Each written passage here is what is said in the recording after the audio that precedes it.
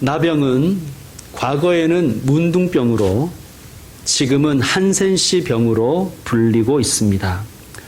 현재는 완치 가능하지만 과거에는 불치병의 대명사였습니다. 손이나 얼굴에 회복하기 힘든 후유증을 남기기 때문에 사람들은 나병을 두려워했고 그것을 천형이라고 불렀습니다. 천형, 즉 하늘이 내린 형벌, 하나님께 받은 큰 벌이라는 뜻입니다. 하늘이 내린 벌이기에 하나님만 고칠 수 있다고 생각했습니다. 이 나병을 예수님이 치유해 주셨습니다. 그러므로 성경의 저자는 나병을 치유하신 예수님이 바로 하나님이심을 증거하고 있는 것입니다. 사랑하는 성도 여러분, 예수님께는 못 고칠 질병이 없습니다. 예수님께는 불치병이 없습니다. 예수님께는 해결하지 못할 문제가 없습니다. 예수님이 해결사이시고 치유자이시고 또 해답되심을 믿고 살아가십시다. 혹시 가족 중에 혹시 본인이 치료가 힘든 병에 걸린 분이 계십니까? 혹은 해결이 어려운 문제가 가정에 있으십니까? 오늘 이 나병 환자처럼 예수님 앞으로 나와 꿇어 엎드려 간구하시는 믿음의 사람이 되시기를 축원합니다. 고대 사회는 이 나병을 의료적 차원이 아니라 종교적 차원에서 다루었습니다. 고대나 지금이나 보통 병은 누가 진단하지요? 의사가 진단하지요. 그러나 성경에 보면 나병을 누가 진단합니까? 제사장이 진단합니다. 이 나병이 다 나았다는 것도 누가 선포합니까? 제사장이 선포하는 것입니다. 그러므로 나병은 영적인 차원에서 다루었다는 것입니다. 그래서 나병 환자는 오늘 예수님께 나와서 저를 좀 고쳐주십시오 라고 얘기하지 않고 이렇게 간구합니다. 원하시면 저를 깨끗하게 하실 수 있나이다. 깨끗하게 하다는 것이 종교적 용어예요. 이게 제사의 용어입니다. 이 단어가 오늘 본문에 4번이나 등장합니다. 41절에도 보면 내가 원하노니 깨끗함을 받으라. 42절에도 깨끗하여 진지라. 또 44절에도 깨끗하게 되었으니. 그러니까 이 말씀 뭐냐 하면 나병 환자를 당시의 사람들은 종교적으로 영적으로 부정하게 여겼다는 거예요. 그래서 율법에 보면 이런 조항이 있습니다. 나병 환자가 사람을 만나면 저 멀리 떨어진 상태에서 사람이 지나가는 걸 느끼면 입을 가리고 외치라는 거예요. 나는 더러운 사람입니다. 나는 더러운 사람입니다라고 외쳐야 된다는 거예요. 왜냐하면 영적인 타락의 그 더러움이 그 사람에게, 상대방에게 옮겨지지 않도록 하기 위한 것이 그 당시 사람들의 생각이었습니다. 아픈 것도 서러운데 그들은 죄인 취급당했으며 영적으로 더러운 존재로 취급당했고 사람들은 그들의 더러움이 자신들에게 옮을까 봐 그들을 멀리했습니다. 나병의 증상은 죄의 특성과 아주 유사합니다. 사람을 영적으로 더럽히고 그 더러움은 전염되는 것이죠. 이것이 죄의 특성입니다. 그런데 나병이 죄와 특성이 유사하다는 것이 또 한 가지 있는데 그것은 나병 환자는 통증을 느낄 수 없다는 사실입니다. 왜냐하면 나병을 일으키는 나균이 신경세포를 파괴하기 때문입니다. 제가 몇 번 말씀드렸는데요. 어떤 아이가 자기 방에서 까르륵 까르륵 하면 신나게 놀고 있는 소리가 들리는 거예요. 그래서 엄마가 우리 아가가 뭐가 이리 신이 나셨나 하면서 방문을 열었는데 아연실색합니다. 아이의 손가락은 잘려 있고 그 손에서 피가 뚝뚝 떨어집니다. 그런데 이 아이는 그 떨어지는 피가 물감이라고 생각했는지 그 피로 방의 바닥과 벽에 그림을 그리고 있었기 때문입니다. 바로 이 아이가 나병 환자였습니다. 참 비참하지 않습니까? 나병은 죄와 아주 유사합니다. 죄는 사람의 양심을 마비시켜요. 처음에는 죄책감이 자꾸 조금 드는데 그 죄를 계속 반복하다 보면 나만 그런가? 이 정도는 괜찮겠지 않은 그런 생각에 양심이 무뎌지고 결국은 영적인 감각도 무뎌지고 영적으로 무감각해집니다. 그래서 죄는 또 다른 죄를 짓게 합니다. 그리고 그 죄의 삭은 사망이라 죄로 인하여 죽음을 향해 달려가면서도 자신이 죽음을 향해 달려간다는 그러한 비참함을 자각하지 못하게 합니다. 그러므로 성도 여러분, 고통도 축복입니다. 고통 때문에 병원에서 검진을 받다가 전혀 예상하지 못한 더 큰 질병을 진단받고 잘 치료하여 완쾌된 분들을 우리가 많이 만납니다. 자, 그분들에게는 고통이 오히려 축복입니다. 죄도 마찬가지예요. 죄로 인해서 고통을 느끼는 것이 축복입니다. 왜냐하면 그 영적 고통으로 인하여 하나님을 찾게 되기 때문입니다. 영적 고통 때문에 하나님을 찾는 사람에게 고통은 축복의 통로인 것이죠. 원하시면 저를 깨끗하게 하실 수 있나이다. 이 나병 환자의 간구에 예수님이 어떻게 반응하셨습니까? 불쌍히 여기사, 불쌍히 여겨주셨습니다. 불쌍하잖아요. 병들어 죽어가면서도 아픔을 못 느끼는 거예요. 손가락이 떨어져 나가고 얼굴이 일그러져도 고통을 느낄 수가 없는 거예요. 얼마나 불쌍하고 비참합니까? 또 이것은 우리를 향하신 예수님의 마음입니다. 영적인 나병에 걸려 죽음을 향해 치달으면서도 죄 때문에 죽어가면서도 자신이 영적으로 죽었음을 자각하지 못하는 거예요. 그래서 끊임없이 죄를 먹고 마시며 죄를 즐기고 살아가는 인생들을 향해서 예수님은 불쌍한 마음을 가지셨습니다. 예수님은 우리를 불쌍히 여기셔서 우리에게 오셔서 구원의 은혜를 베풀어 주신 것입니다. 그런데 우리 개역개정 성경, 오늘 우리가 읽은 개역개정 성경은 불쌍히 여기사로 번역했지요. 하지만 어떤 버전의 성경은 이것을 분노하셨다고 번역하기도 했습니다. 대표적인 것이 영어 성경 NIV 성경입니다. NIV에서는 뭐라고 번역했냐면 indignant로 번역했어요. 뜻은 분노하다, 분개하다는 뜻이에요. 왜 이렇게 번역이 다르냐 하면 성경은 원문이 발견되지 않습니다. 사본만 많아요. 그래서 어떤 사본을 보면 불쌍히 여기사라에 해당하는 헬라어 단어를 썼고 어떤 사본을 보니까 분노하다라는 단어의 헬라어를 썼어요. 그래서 서로 다른 것입니다. 자, 불쌍히 여기다와 분노하다 중에서 어떤 번역이 더 매끄럽습니까?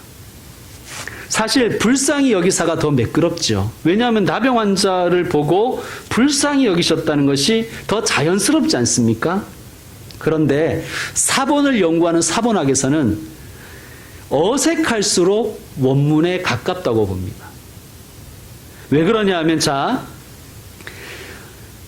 사본이라는 것은 사람이 베껴 쓰는 거예요. 원래 원문이 있었겠죠. 원문에 있는 것을 그대로 벗겨 쓰는 사람이 있고, 그죠? 읽어보고, 이것은 원문을 쓰는 사람이 좀 오타를 썼든지, 오기를 했든지, 뭔가 좀 어색하다 싶어서 고칠 가능성이 있습니다. 그런 가능성이 더 많죠. 그죠? 그러니까, 자, 어색하지 않도록 고친 사본이 불쌍히 여기셨다는 사본이라고 보는 거예요. 그러므로 원문은 분노하다, 약간 어색한 분노하다였을 가능성이 많습니다. 자, 그럼 우리는 생각해 봐야 되는 거예요. 예수님은 나병 환자와 나병 환자의 그 간구를 들으시고 왜 분노하셨을까 하는 거예요. 왜 분노하셨을까요?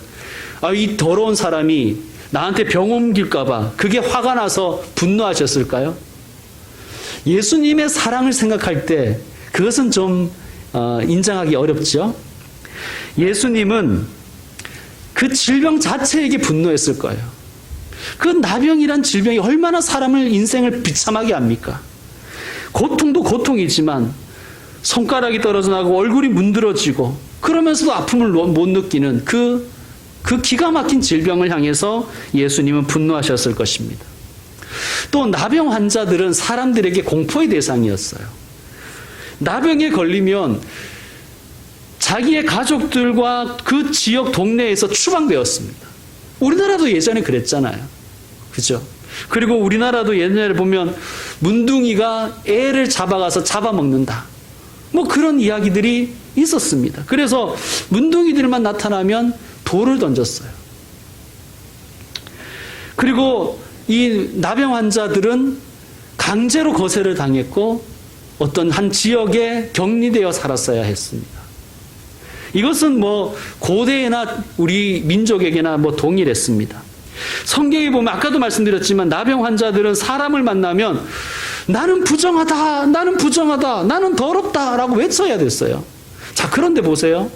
그렇게 외칠 때 그때 마주친 사람이 자기 아들일 수도 있잖아요. 자기 딸일 수도 있었지 않습니까? 자기 아내일 수도 있고 자기 남편일 수도 있는 거예요. 사랑하는 가족을 만났는데 반갑다는 인사를 하기 전에 나는 더럽다라고 외쳐야 되는 거예요.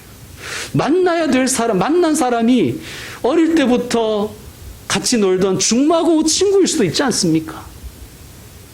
여러분, 예수님은 아마도 사람의 인생을 파괴시키는 그 죄와 악에 대해서 분노하셨을 것입니다.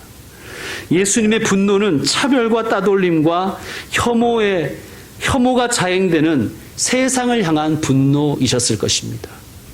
여러분, 죄와 악에 대한 분노가, 잘못되어가는 세상에 대한 분노가 우리에게 있어야 됩니다.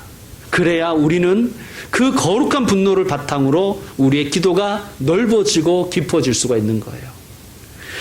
차별금지법에 대해서 분노하는 분들이 많습니다. 분노할 만합니다. 그러나 차별금지법에 대한 분노에만 그치지 말고 우리 사회 속에 있는 차별과 혐오와 가짜뉴스에 분노할 줄도 알아야 됩니다. 중대본이 교회의 소그룹 모임을 금지시켰고 소그룹 모임을 하는 교회에게 벌금을 매기겠다는 소리에 분노합니다. 그러나 그 분노가 소그룹 금지에만 그치지 말고 우리들 안에 있는 이 이기심과 우리 사회 속에 있는 이 이기적 행동에 먼저 우리는 분노할 수가 있어야 됩니다. 거룩한 분노가 있을 때 우리는 하나님 앞에 더욱더 성숙해질 수가 있는 거예요. 여러분, 세상이 이래서 되겠는가? 인간의 조건이 어떻게 이토록 비참할 수 있는가? 여기에 대해서 거룩한 분노가 있어야만 예수님의 마음에 더 가까워질 수 있는 거예요. 그런데 중요한 것은요, 예수님은 분노로 끝내지 않으셨어요. 예수님은 분노하셨고 십자가에서 희생하셔서 세상을 구원하셨습니다. 자, 44절 말씀 같이 한번 읽겠습니다. 44절 여러분이 한번 읽어주세요. 44절 시작.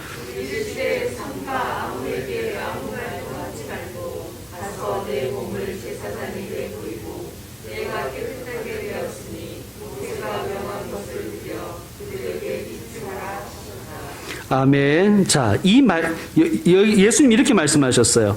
내 몸을 제사장에게 보이고 모세가 명한 것을 드려라. 이 말씀의 배경이 되는 레위기서를 좀 우리가 오늘 찾아봐야 됩니다. 이 말씀이 왜 중요한가? 자, 레위기 14장을 한번 가시죠. 레위기 14장 1절에서 9절 말씀입니다. 레위기 14장은 구약 성경 166쪽쯤에 있습니다. 앞에서 아주 가까이에 있어요. 166쪽쯤에 있습니다. 레위기 14장 1절에서 9절입니다. 교독으로 읽도록 하겠습니다. 제가 먼저 1절을 읽겠습니다. 레위기 14장 1절. 여호와께서 모세에게 말씀하여 이르시되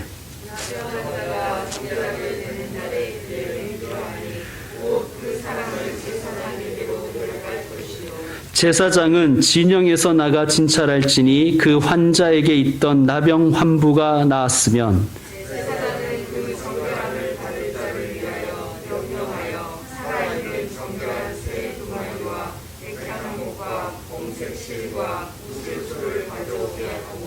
자, 보세요. 정결한 새 두 마리를 가져오게 합니다. 새 두 마리예요. 5절 읽어주세요.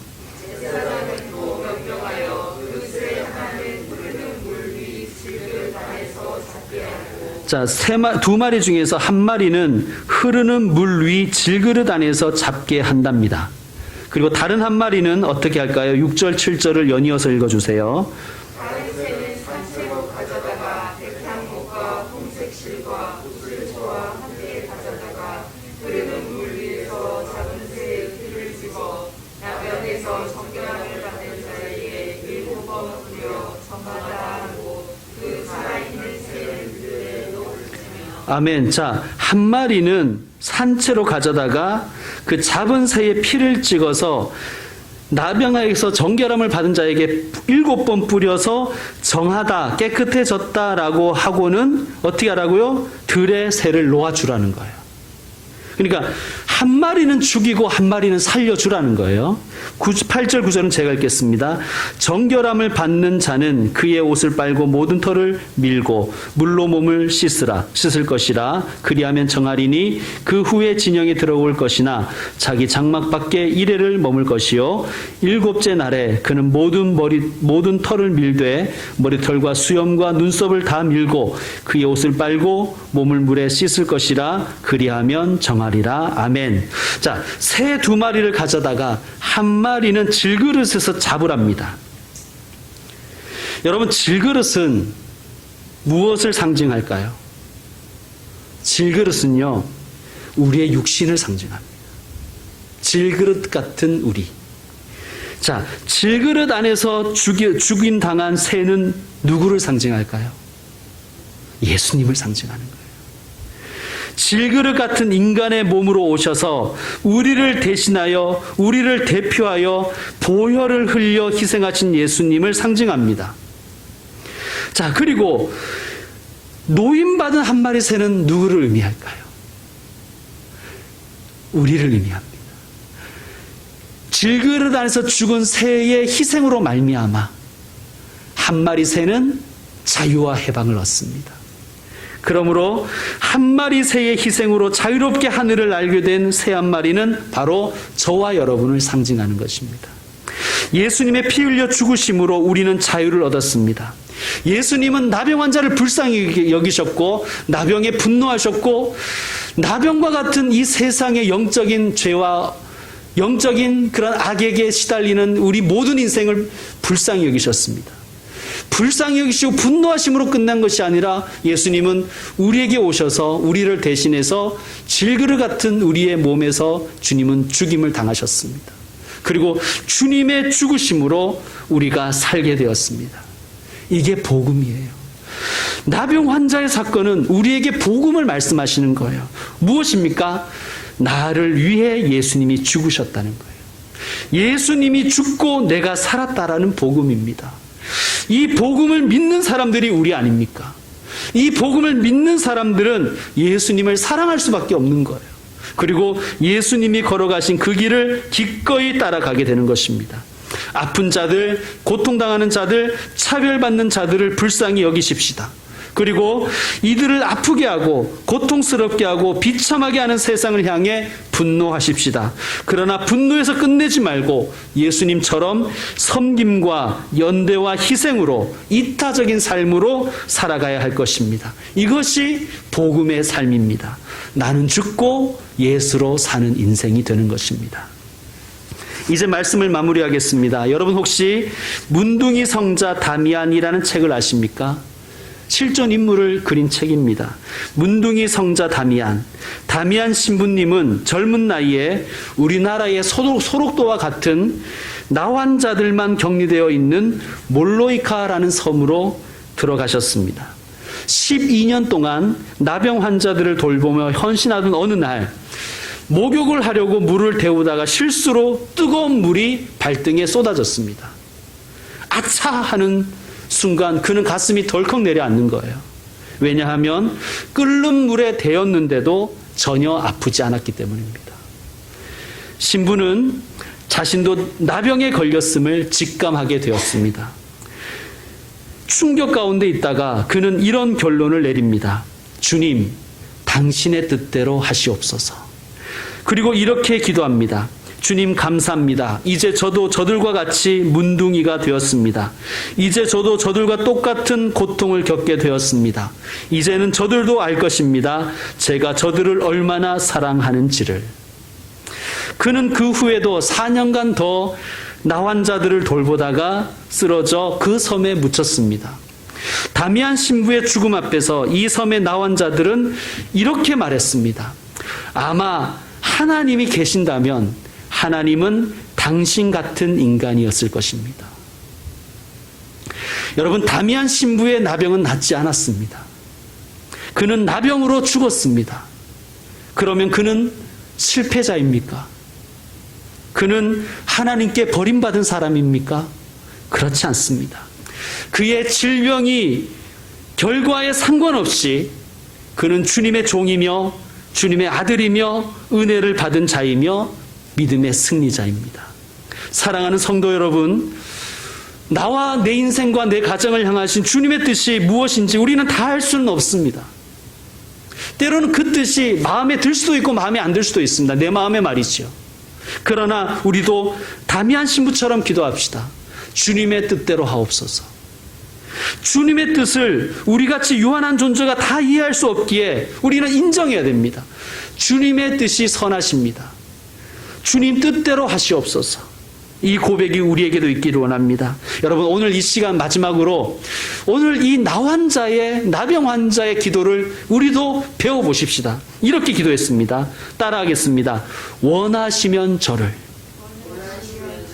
주님이 원하시면 저를, 한 번 더, 주님이 원하시면 우리를. 여러분, 이 순서가 중요한 것 같아요. 주님이 원하시면 저를. 누구의 뜻이 먼저입니까? 주님의 뜻이 먼저입니다. 이 기도를 들으신 예수님이 이렇게 말씀하셨어요. 내가 원하노니. 여러분, 이것이 영적 승리의 비결인 줄로 믿습니다. 예수님이 원하시면, 예수님이 기뻐하시면 승리를 할 줄로 믿습니다. 예수님이 원하시면 고침받을 줄로 믿고 예수님이 기뻐하시면 곧 해결될 줄로 믿습니다. 그러므로 우리가 할 일은 무엇입니까? 사랑하는 성도, 우리가 할 일은 예수님이 기뻐하는 자리에 머무는 것입니다. 예수님이 원하는 자리에 있는 것입니다. 당신이 내게 어떻게 이럴 수가 있어요? 라고 항의하는 것이 아니라, 내가 기도도 많이 했고 헌금도 많이 했으니 고쳐주세요, 내가 원하니 고쳐주세요가 아니라, 주님께서 무엇을 원하시는지, 주님이 무엇을 기뻐하실지에 관심 가지고 그것을 기도하고 그것을 소망하며 그것을 실천하는 분들이 되시길 바랍니다. 원하시면 저를 이렇게 기도할 수 있는 사람은 이미 치유의 여부에 상관없이, 해결 여부에 상관없이 은혜의 사람입니다.